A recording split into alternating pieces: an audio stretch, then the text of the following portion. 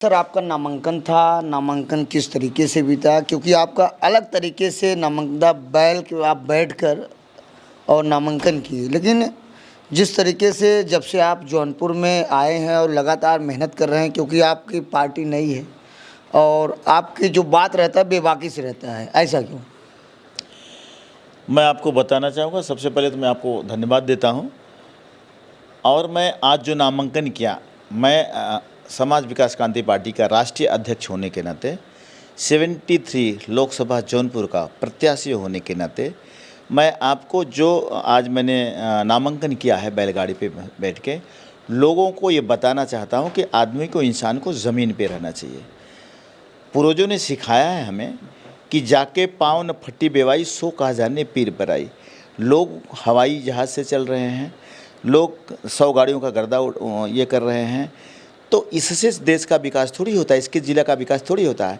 तो आपको मैं उनको ज़मीन पे लाना चाहा हूँ, क्योंकि ये घोटालेबाज है।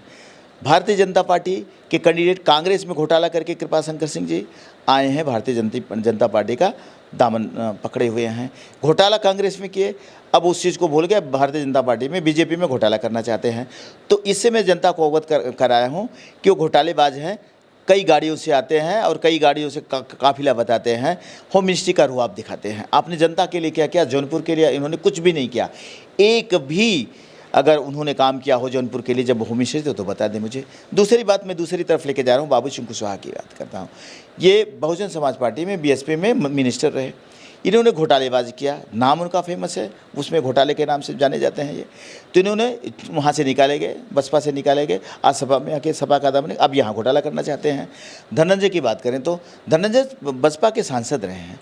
मायावती ने उनको जेल में डालने का काम किया, उनको पार्टी से निकाला, फिर आज जाके फिर उन्होंने अपनी पत्नी को बसपा से टिकट दिलाने का काम कर रहे हैं। इसका मतलब आप यानी स्वार्थ की बात क्यों कर रहे हो? आप जौनपुर का विकास कैसे करोगे? आपको खुद डर है कि अगर बसपा का टिकट नहीं लूँगा तो मैं हार जाऊँगा। आप डर क्यों रहे हो? जैसे मैं निर्दल प्रत्याशी के रूप में आया था और आज मैंने समाज विकास क्रांति पार्टी के रजिस्ट्रेशन कराया हूँ, और गन्ना किसान का बेटा होने के नाते गन्ना किसान मैदान में लेके आया हूँ। सारा किसान मेरा फेवर कर रहा है। मैं किसानों के लिए, अगर मैं जीत के सांसद बन के आता हूँ तो मैं किसानों के लिए 60 साल के ऊपर के जो किसान हैं उनको मैं पेंशन देने का काम करूँगा। मैं किसानों को बिजली फ्री, पूरे जौनपुर में सबको 100 यूनिट बिजली फ्री करने का काम करूँगा। मैं किसानों के लिए जो खाद होती है, जो साल की होती है, उसको फ्री में देने का काम करूँगा। यहाँ की बहुत सारी असुविधा है चलने के लिए, तो जो रेलवे के ट्रैक है उस पर ओवरब्रिज बनवाने का काम करूँगा। गन्ना ये मिल बंद है शाहगंज में, उसको खुलवाने का काम करूँगा।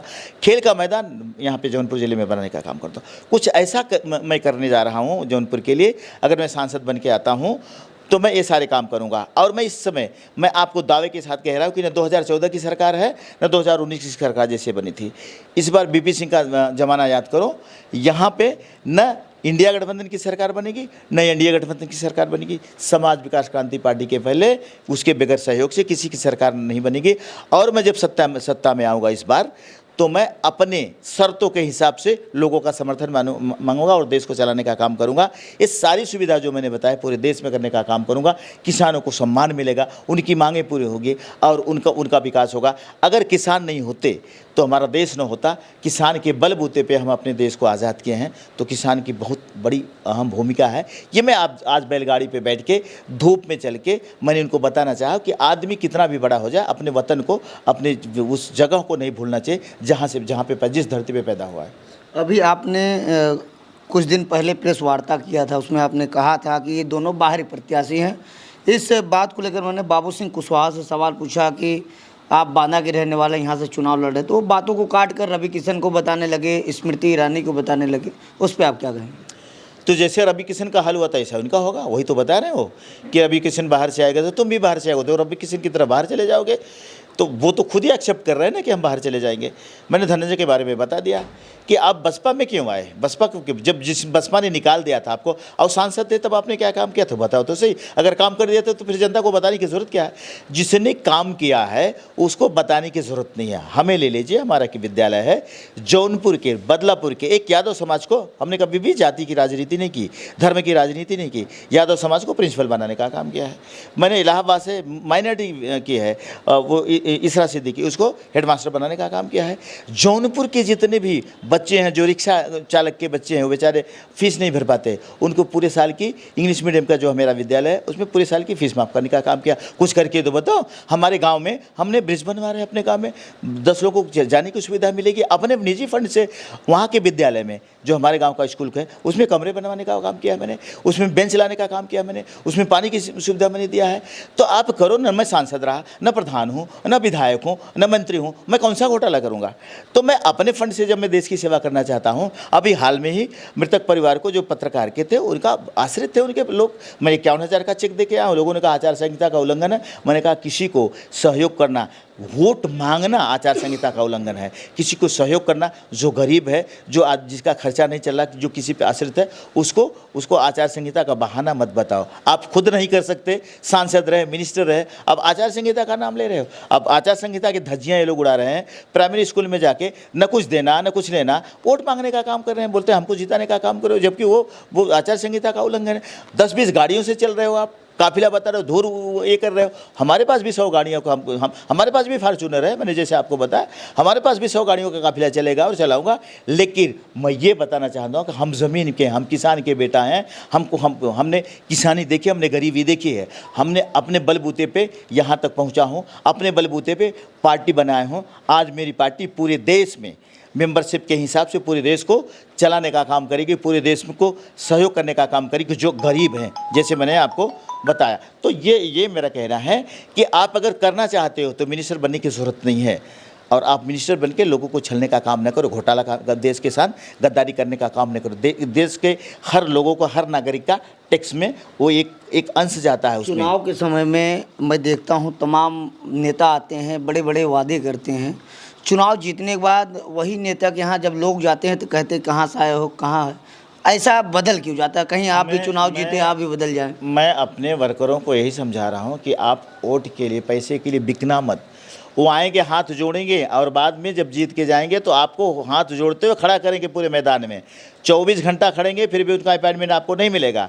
और आज आपको एक दिन आएंगे बरगलाने के लिए, वोट खरीदने का काम करेंगे। ये भ्रष्टाचारी लोग हैं, इनके बहकाव में न आना। वो मैं अपने वर्करों को समझा रहा हूँ। हमारा वर्कर तैयार है, हमारा बूथ तैयार है, हमारा गाँव तैयार है, हमारा किसान तैयार है। 25 तारीख को जो पोलिंग होने जा रही है, गन्ना किसान के सामने का बटन दबाने के लिए सारा किसान, सारा समाज, हर जाति और धर्म के लोग हैं, वो तैयार हैं।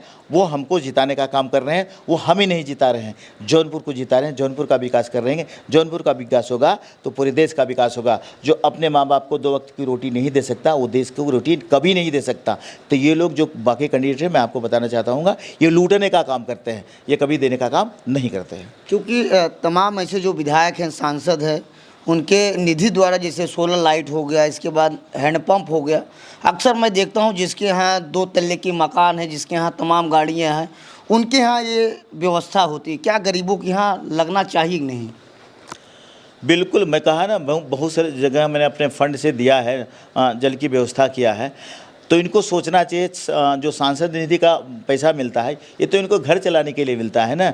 जितने भी सांसद हुए हैं, कृपा शंकर सिंह को पूछो कि किस तरह उत्तर प्रदेश जौनपुर को छोड़ के बॉम्बे में गए थे लोकल ट्रेन में, आज कहाँ से कहाँ पहुँचे, कौन सी नौकरी करते हैं, कौन सा व्यापार है उनका, घोटाला करके यहाँ तक पहुँचे हैं। आज हर जगह, हर बिल्डर के पास इनका कहीं न कहीं एक मकान है। वहाँ पे कहाँ से आया पैसा, उनका RTI डाल के निकाल लो तो सारी चीज़ें सामने आ जाएंगे। और मुझे आप घोटालेबाज बोल ही नहीं सकते। आपके कहने से मैं घोटालेबाज बनूंगा भी नहीं, हो भी नहीं सकता। मैंने अपने मेहनत की कमाई से अपनी पार्टी बनाई है, और पार्टी को मैं इस तरह से स्वच्छ छवि के कैंडिडेट उतार रहे हैं। जो 40 कैंडिडेट हमारे स्वच्छ छवि के हैं, भारतीय जनता पार्टी से टूट के हमारी पार्टी में आने का काम कर रहे हैं लोग, हमारी पार्टी से चुनाव लड़ रहे हैं। हम एक स्वच्छ छवि के कैंडिडेट को उतारने का काम कर रहे हैं। हम बनारस में उतारे हैं, हम चंदौली में अब मिश्रा जी को, सुजीत मिश्रा जी को उतारे हैं। राज कपूर जी को मोदी के सामने हमने, हनुमान जी को भेजा है वहाँ पे लड़ने के लिए। हमने हर जगह, मिर्ज़ापुर में हमने गुप्ता परिवार को भेजा है। हमने हर जगह कैंडिडेट उतार रहे हैं और वो जीतने के लिए उतार रहे हैं। बहुत बहुत धन्यवाद आपका। सिंह जी, फिलहाल इनकी रिपोर्ट देखने के बाद आपको क्या प्रतीत होते, अपनी राय जरूर दे। तो समय ही बताएगा 25 तारीख को कौन यहाँ से चुनाव जीतेगा।